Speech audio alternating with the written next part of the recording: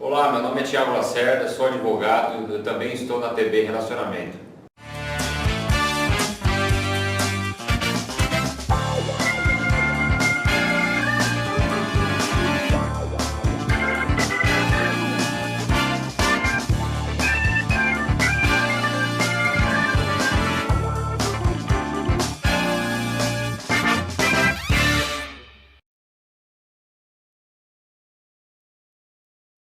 Olá, internautas, iniciamos mais um programa TV Calcita.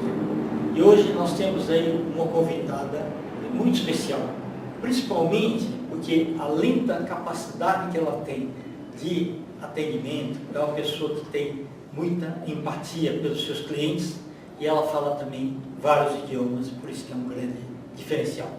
Ingrid Herrera, muito obrigado, viu, pela tua presença aqui. Obrigada, cliente. Obrigada, internautas, por estarem assistindo aqui.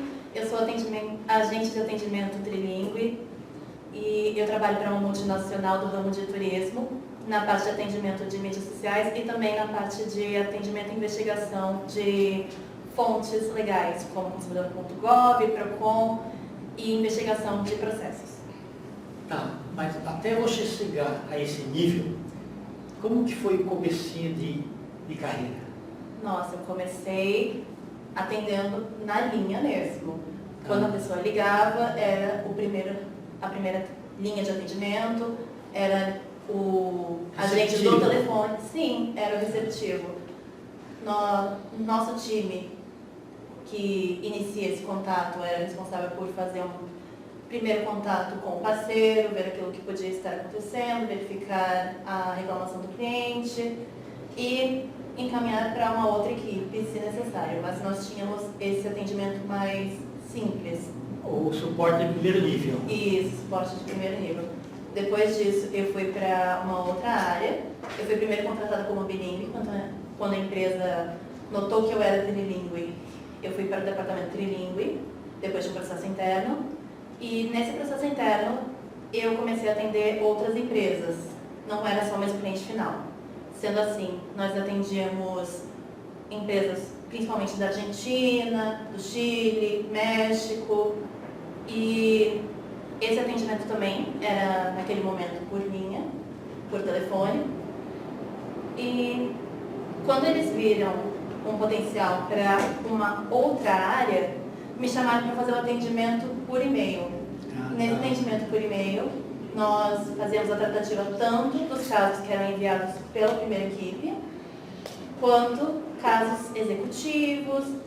Já fazemos algumas investigações para a equipe jurídica. Nós também tínhamos atendimento para clientes de Portugal. E nesse período foi nesse momento que nós tivemos a pandemia. Ok. Bom, Ingrid, só me permitir. O pessoal já está achando você o máximo, tá? Eu queria retroceder um pouquinho. Em que momento que você foi se preparando na parte de idiomas? Eu tive educação de idiomas na escola. Eu fui criada em uma escola internacional, basicamente. Perfeito. Eu comecei a estudar idiomas quando eu entrei já no berçário. Eu gostaria de falar que é uma piada, mas não é. Desde o berçário nós estudávamos idiomas. Eu tive a mesma educação da raiz. Mais inglês, né? No começo. Não, no começo era mais alemão. Ok. Porque minha família tem descendência alemã. Perfeito. Apesar de agora ele não estar mais no mesmo nível por conta da falta de uso. A grande dificuldade de línguas é a prática, na minha opinião. Verdade. Sim, quando você não tem a prática da língua, mesmo que você tenha estudado, você não mantém ela e precisa tentar usar ela para voltar. É como qualquer esporte, na verdade, né? A gente tem que estar sempre em atividade, treinando, né? Sim, a gente brinca que é como andar de bicicleta. Você nunca desaprende a andar de bicicleta, mas na primeira vez que você pega, depois de um tempo, uma bicicleta sem as rodinhas de apoio, você começa a tremer um pouquinho. Certo, entendi. Então o alemão foi o primeiro idioma. Foi o primeiro idioma, eu usava em casa. conhecia outras pessoas que usavam também da família, então... Você teve educação uma educação privilegiada. Como é que chama? Pessoal da alta elite. Né? Sim, sim. Nossos professores faziam questão de nos lembrar disso às vezes.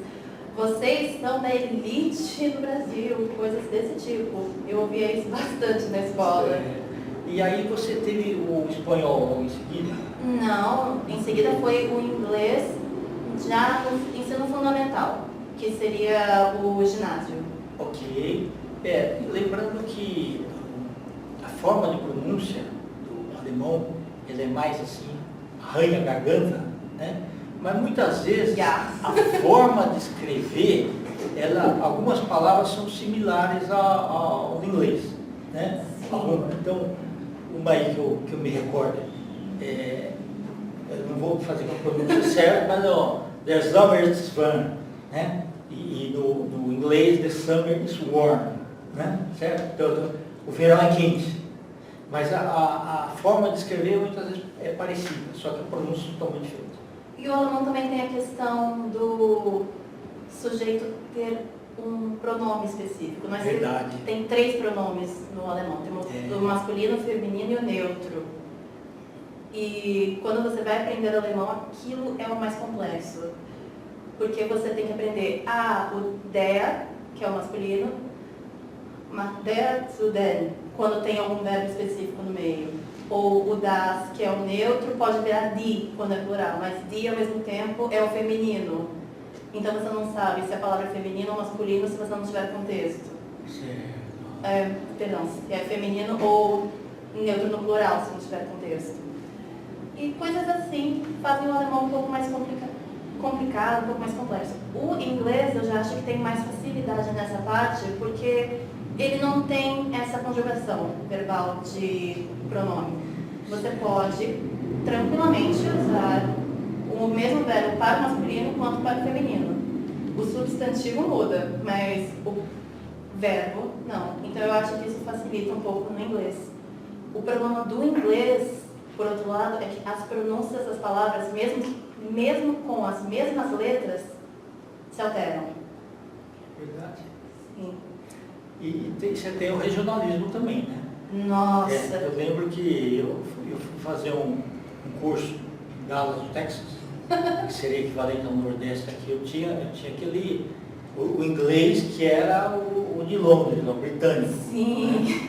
Então eu acabei, eram 15 dias de curso, né? Bem técnico, então eu tinha que prestar muita atenção. Né? E logo em seguida eu fui fazer um outro curso, também de 15 dias, em Denver, no Colorado. Aí foi mais tranquilo. No Texas você tem Austin e você tem Texas. Isso, exatamente. Eu também aprendi o inglês britânico na escola, mas meu sotaque atual de inglês é mais americano porque a empresa que eu trabalho é americana. Perfeito. E nós também temos mais contato com empresas americanas. Ok. E aí o pessoal pode, porque do alemão, o duro que o W se lê V, né? O V se lê F, né? E assim por diante. E no português você tem o trema, você tinha o trema antigamente, mas lá você tem trema em várias vogais. É verdade, Mas você vê que mesmo lá no inglês britânico fala Seattle, aí o americano Seattle. bem. Você conhece a piada da garrafa de água? Deixa eu contar isso aí, pessoal. Nossa! Então, americanos falam, a bottle of water, please. Os americanos acadêmicos que gostam de falar tudo pausadamente, a bottle of water. Aí você vai e um britânico te pede a bottle of water. O que é a bottle of water? Verdade. Mas mesmo assim, o pessoal que chega aqui de fora também muitas vezes tem dificuldade, o português nosso, né? Então eu chego para você, se eu falar assim, ó, Ingrid, cadê a caneta? Se você falar tá com C, aí você não entende nada. Então, né, depende da forma, né? Você conhece aquela piadinha também? 3 mulheres, umas senhorinhas lá em Minas Gerais, fazendo café, né? Que mineirês lá, uma fala assim, popopó, a outra popô. Aí para quem é de fora fica difícil. Sim! Sempre! Essas são maravilhosas. Também tinha uma, acredito que era do Jô Soares, que era cair no poço não posso. Isso, exatamente, é. Mas para quem está de fora é muito difícil, né? É verdade. Olha, e aí você foi aprimorando cada vez mais o idioma, só que esse idioma, a parte de domínio de idiomas, é muito, ela entra em você e te dá uma segurança muito grande. Então você acaba sendo, assim, observada pelas empresas, tá? E te dá um diferencial muito bom. Então eu sempre falo para as pessoas que eu conheço, principalmente jovens, assim, aproveita para estudar um idioma. Ah, mas eu não quero ir para outro país. Você só vai para outro país, né, se você estiver preparado. Você só vai trabalhar numa empresa aqui no Brasil, falando outro idioma, se você estiver preparado. E assim por diante. E, graças a Deus, você se preparou bem. Parabéns para a mamãe Lúcia Herber. Sim, mamãe sempre fez questão de ter a melhor educação possível com relação a idiomas. Uma coisa que eu aprendi trabalhando na minha empresa é que eu aprendi um tipo de espanhol. Quando eu entrei na parte do trilingue, eu achava que sabia espanhol fluente. Eu descobri que eu sabia um espanhol. É verdade. E eram de vários países, pessoas de vários países. Tínhamos uma pessoa da Argentina, tínhamos uma pessoa do Chile trabalhando lá. Colômbia também diferente. Sim. Você vê, mesmo lá na Espanha, né? Você tem algumas regiões ali que falam um pouquinho diferente. Você lembra aquela... Tem gente que às vezes fala, eu sei um pouquinho de portunhol e eu me viro. Não Lá sei. na Espanha. Eu falei, não. Se você chega lá na Espanha, né, conversa com uma moça e fala assim, olha, eu acho você meio esquisita, mas eu não queria te deixar embaraçada. É complicado, né? É complicadíssimo. Porque o esquisita lá é gostosa e embaraçada é grávida. Nossa, os falsos cognatos são Exato. eternamente a nossa tristeza. Legal. E então quando você começou a trabalhar na área, né, foi para você assim, você foi ficando mais tranquilo na parte de voz. Quando chegou na parte escrita, como é que foi para você? Teve um impacto um pouquinho?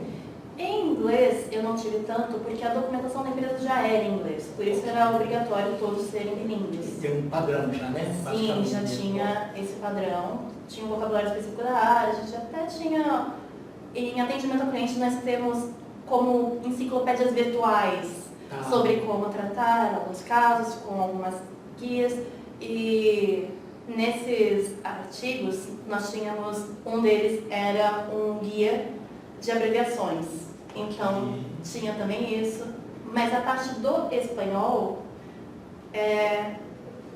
na hora de fazer a tecla SAP, às vezes era um pouco mais complicado, porque nós não escrevíamos tanto espanhol antes de entrar para essa parte de e-mail.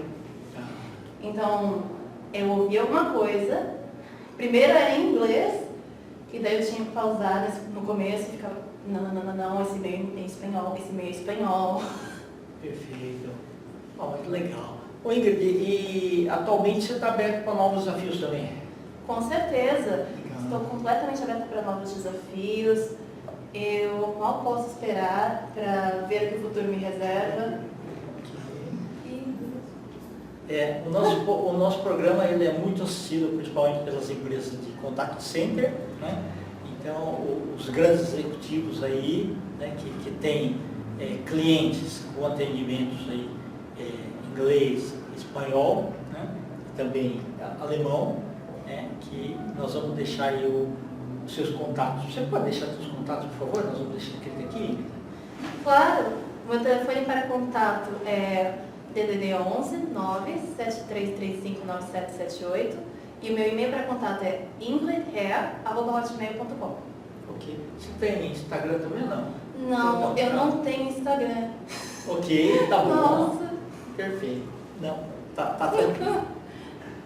Muito obrigado. Mas muito obrigada. Novamente obrigada às empresas que estão vendo aqui. Perfeito. Muito obrigada, Keide, pela oportunidade. Eu que agradeço, né? Obrigado.